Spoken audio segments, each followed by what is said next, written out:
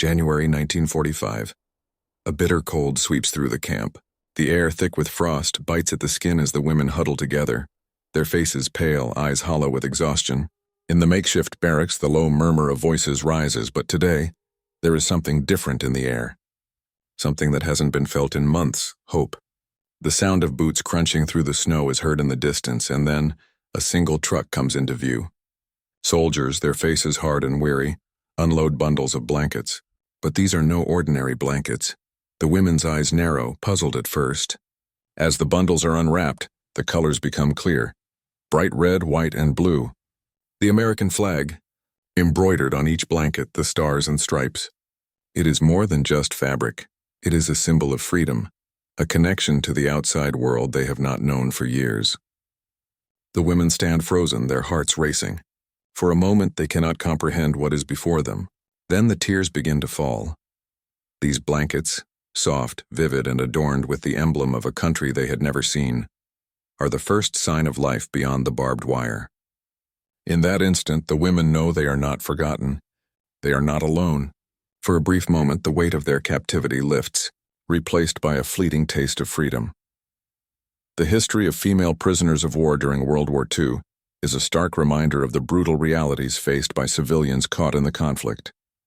As the war raged across Europe, Asia, and the Pacific, women were swept into the chaos in ways that few had anticipated. They were not only nurses, volunteers, and factory workers, but also victims of the enemy's cruelty when captured. In the early years of the war, the treatment of female POWs was often inconsistent, largely dependent on the nation holding them. Some countries adhered to the Geneva Conventions, which were designed to provide basic protections to POWs, while others ignored international laws altogether. The United States, for instance, had a policy of treating captured enemy soldiers with respect. But when it came to female prisoners, the American approach was less defined. Meanwhile, Axis powers, especially the Japanese and Germans, displayed varying levels of brutality toward female captives. In the Pacific theater, Japanese forces notoriously mistreated female POWs, especially those who had been captured after the fall of Singapore, the Philippines, and other occupied territories. Women were often forced into slave labor, endured physical and psychological abuse, and lived in unspeakably harsh conditions. Similarly, in Europe, thousands of Soviet, British, and French women were taken prisoner by Nazi Germany. They were kept in internment camps, subjected to forced labor, and faced the constant threat of violence and death. The treatment of these women was not always recorded in the history books, but as the war unfolded, their suffering became a painful but crucial part of the broader narrative. Their lives were marked by despair and uncertainty, but they also shared an enduring resilience. It was only in the final years of the war that the Allied forces, led by the United States, began to focus on their treatment and, more importantly, their eventual rescue. The story of the blankets embroidered with the American flag is intertwined with this narrative of survival. It was in January 1945, in the dying months of the war, that American forces, having secured a foothold in Europe, began to push deeper into German-occupied territories. The battlefronts were slowly shifting, and the Allies were preparing for a final assault on the Third Reich. In the midst of this chaos, the United States government was working behind the scenes to offer some form of aid to those who had suffered the most: the women trapped in enemy POW camps. By the winter of 1944, the tide of war had turned decisively in favor of the Allies. The D-Day invasion in June had marked the beginning of the end for Nazi Germany, and by January 1945, Allied forces were pressing hard on all fronts. The liberation of POW camps had become a priority, but the women held in these camps were still suffering in unimaginable conditions. The American military, led by General Dwight D. Eisenhower and the combined forces of the British and Canadian armies, began planning the final offensive across Western Europe. As they advanced, American intelligence reports began to reveal the true scope of the captivity faced by women in these camps. Though most Allied efforts focused on liberating men from German and Japanese prisons, the situation of female POWs remained just as dire. Many were held in isolated camps scattered across Europe, often in small, overcrowded barracks. In addition to being forced into labor, these women faced illness, malnutrition, and neglect. Conditions were made worse by the harsh European winter. Clothing was scarce, and many of the women had nothing more than rags to protect them from the cold. Basic hygiene and medical care were non-existent, and the psychological toll was immense. It was against this backdrop that a humanitarian gesture, one that would mark a turning point in the lives of these women, was set in motion. The American military, recognizing the need to boost morale and show compassion to those who had suffered the most, made the decision to send something symbolic, something personal. It was not simply a blanket. It was a sign of their humanity, a reminder that there was a world beyond the confines of the prison camp, a world that cared about their suffering. The embroidered American flags were a powerful symbol of that hope. The decision to send these blankets was both a tactical and psychological maneuver. For the American military, it was a way to reassure the prisoners that they had not been forgotten, and that the war was nearing its conclusion. The flags on the blankets symbolized freedom, an affirmation that the women would soon be liberated, that their suffering was about to end. For the women, these simple blankets, stitched with the stars and stripes of America, became a symbol of survival, strength, and the promise of a better future. The symbolism of the flag carried weight beyond words. It represented a connection to the outside world, a world where their struggle mattered. As American forces closed in on the German heartland, the blankets were delivered to the camps. The timing was no coincidence. It was meant to be a beacon of hope just as the women's spirits had reached their lowest. The stars and stripes now embroidered on their blankets would serve as a constant reminder of the sacrifices being made to free them. The symbolic power of these American flags was not lost on the prisoners. In fact, it may have been the most important gift many of them would receive during their captivity.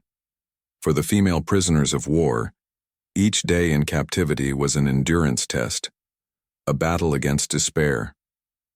The psychological toll was immense. They had been taken from their homes, their families, and their countries, thrown into a world of deprivation, fear, and hopelessness. Many had been separated from their loved ones, and most had no knowledge of their fate. The uncertainty gnawed at them, amplifying the already unbearable conditions of captivity. In the cold, overcrowded barracks, they lived in a constant state of hunger and exhaustion.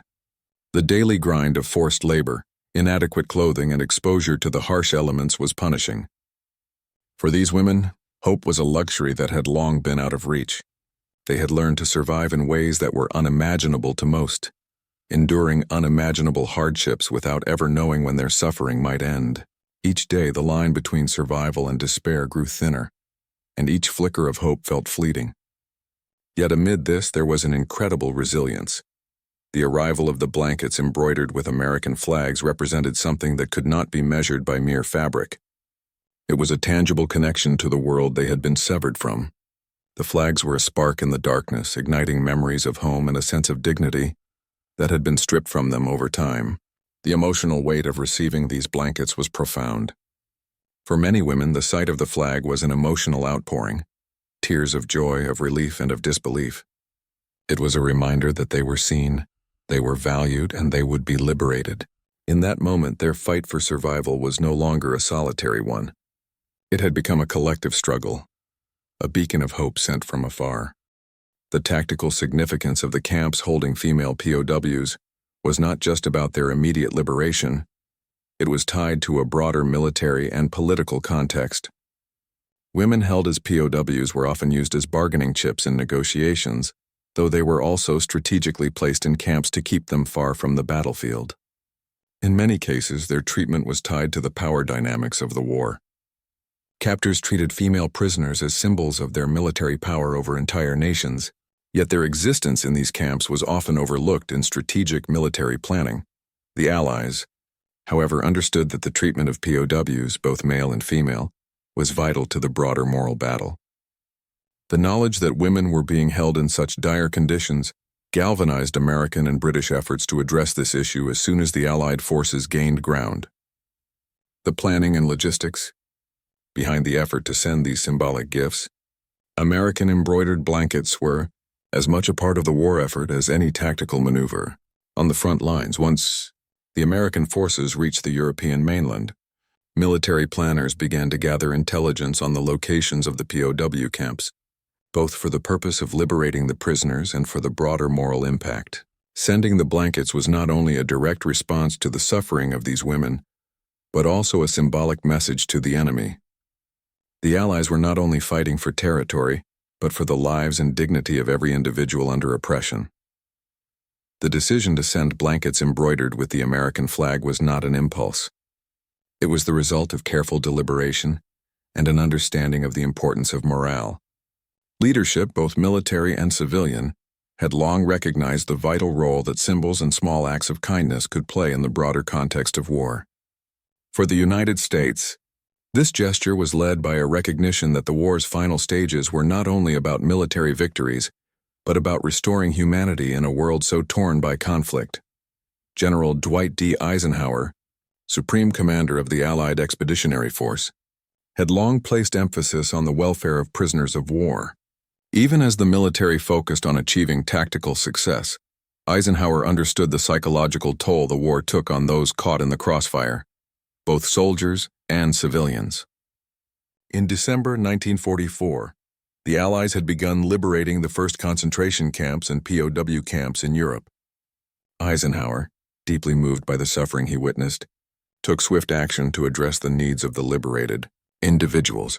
The decision to send blankets with American flags was a direct response to the suffering of women POWs and was emblematic of a broader strategy to restore hope and dignity. The U.S. government, through its military leadership, wanted to make it clear that these women were not forgotten and that their sacrifices were recognized. The gesture was not just about material aid, it was a statement of intent. It reinforced the Allies' moral stance against the Axis powers. For the women in the camps, receiving the blankets embroidered with the stars and stripes was symbolic of the leadership's commitment to their freedom and future. The American flag was more than just a national symbol. It was a declaration that liberty, justice, and respect for life would ultimately prevail. While the American military worked tirelessly to improve the lives of prisoners of war, the Axis powers, particularly Nazi Germany and Imperial Japan, exhibited a stark contrast in their treatment of captives. Under the Nazi regime, the treatment of female POWs was marked by cruelty, neglect, and dehumanization. In the camps, women were often forced into slave labor, subjected to physical abuse, and given little more than the bare minimum to survive. The Geneva Conventions, which set standards for the humane treatment of POWs, were flagrantly violated by Nazi Germany, and the treatment of Soviet and Allied female prisoners was often horrific. In the Pacific, the Japanese military's mistreatment of prisoners was equally brutal. Many women were subjected to forced labor in factories and military installations, where they faced grueling hours, poor food, and severe punishments for minor infractions. As the war wore on, the Japanese became less concerned about maintaining even a facade of decent treatment, and the female POWs held in the Pacific Theater faced some of the worst conditions of the entire war. The German and Japanese POW camps lacked the humanity that was evident in the Allied treatment of prisoners. Where the Allies saw individuals, the Axis powers often saw nothing more than subjugated subjects. This inhumane attitude toward women POWs only deepened the symbolism of the gesture that came from the American military in 1945. The delivery of the American flag-embroidered blankets was an act of compassion in sharp contrast to the cruelty these women had experienced at the hands of their captors. The winter of 1945 was a time of great change. The Allied forces, having successfully landed in Normandy and steadily advanced across Europe, were closing in on the heart of Nazi Germany. The war was nearly over, but the suffering of the prisoners, especially those held in remote camps across Europe, was far from finished. As the Allies pushed further eastward, their intelligence teams gathered vital information about the conditions inside these camps. Among the most pressing priorities were the female POWs. These women had endured unimaginable hardships, and their liberation was fast becoming a moral imperative for the Allies. By January 1945, the war's end was in sight, but the Nazis were determined to hold on. The female POWs held in the camps remained under Nazi control, but there were whispers of the coming liberation. The Allied military command was keenly aware of the need to bolster the morale of these prisoners before their liberation. The situation was fragile. Starvation, disease, and physical abuse had reduced the women to the brink of despair. They had little energy left to continue their fight for survival, but the promise of freedom, though distant, was becoming tangible. Then, something small, but enormously symbolic happened. Orders came down from high command to begin the process of delivering supplies, food, clothing, and most notably blankets, embroidered with the American flag. This mission was a coordinated effort, requiring the support of both American and British military personnel. These blankets were to be distributed to female prisoners in several camps, with the knowledge that their arrival would coincide with the rapid advance of the Allied forces. It was a calculated move, one designed to give the women a glimpse of the freedom that was just beyond the horizon. On the day the blankets were delivered, the trucks arrived with little fanfare. The soldiers who carried them had seen enough of the horrors of war to know the importance of this gesture. There was a weight to the moment that went beyond the logistics of the delivery. These blankets were not merely physical objects, they were laden with hope, promise, and the ultimate symbol of liberation. When the blankets were unwrapped, the women prisoners stood frozen. The sight of the American flag, so vibrant, so familiar, was unlike anything they had seen for years. It was more than just a piece of fabric. It was the emblem of the world that was soon to be theirs again. For many of them, it was the first time in years that they had seen any sign of the outside world. The moment the blankets were handed out, something stirred in the hearts of the women. It was the realization that they were no longer forgotten, no longer abandoned in the dark corners of the enemy's world. Their long suffering was about to end. The reaction was immediate. Women who had been numb from the harshness of their captivity wept openly. Tears of joy, of disbelief, flowed freely as they wrapped themselves in the warmth of the blankets. For those who had been in captivity the longest, the act of receiving the flag-embroidered blankets was as close to redemption as they could imagine. It wasn't just the warmth of the fabric that moved them, but the warmth of the thought behind it, the knowledge that the American forces had not forgotten them and that they would soon be free. The emotional weight of the blankets was profound. The simple act of receiving such a powerful symbol, embroidered with the American flag, seemed to carry an unspoken promise, a promise that the war was coming to an end, and that freedom was at last within their grasp. For the women, these blankets were more than a material gift. They were a lifeline, a tangible connection to the outside world. In that frozen moment, the fabric seemed to embody everything they had lost, their homes, their families, and the lives they had known before the war. Yet it also carried with it the hope of everything they stood to regain. The delivery of these blankets, as small as it may seem in the grand sweep of history, was a turning point. It was the moment when the despair that had hung over the women in those camps began to lift. It was the first light of the new day, warm, soft, and tinged with the promise of liberation. For those who had languished in the most oppressive and isolated conditions, this moment was transformative. It was the symbolic victory of the individual over the brutal machinery of war, a moment where something human, something kind, reached across the barbed wire and the bleakness of captivity. The very presence of the American flag, stitched onto these blankets, was a reminder of the Allies' commitment to human dignity. The Nazis, who had treated their captives with cruelty and indifference, could do nothing to take away the symbolic power of those stars and stripes. The women could hold on to this symbol of hope, their connection to a world that was fighting for their freedom, a world that would soon come to their rescue. Within weeks of the blanket distribution, the Allied forces made significant strides across Europe. The liberation of POW camps accelerated as American, British, and Soviet forces converged on the heart of Nazi territory. On April 30th, 1945, Adolf Hitler committed suicide, signaling the inevitable collapse of the Third Reich. German forces began to surrender in large numbers, and with that came the final push to free the women held in the concentration and internment camps. When the prisoners were finally liberated, their journey was far from over. They faced the aftermath of years of suffering, but they were free. And as they left behind the camps that had held them captive for so long, many of them carried those blankets with them, not as mere possessions, but as sacred symbols of survival, hope, and the strength they had found in the face of unspeakable horrors. The liberation of female prisoners of war in 1945 marked the end of one of the most harrowing chapters in human history. Yet as they stepped out of the confines of their captors' brutality, The women faced a new battle, one of recovery, reintegration, and the daunting challenge of rebuilding their shattered lives. For many, the physical toll of their years in captivity was immediately apparent. The deprivation of food, the grueling labor, and the constant threat of violence had left their bodies frail and scarred. Malnutrition, disease, and exhaustion had reduced the once strong women to mere shadows of their former selves. Many had lost weight, their once vibrant faces drawn with the marks of prolonged suffering. It would take time, months, even years, for these women to regain their health and strength. Hospitals and rehabilitation centers became temporary homes for many, as medical teams worked tirelessly to treat the women for injuries, illnesses, and psychological trauma.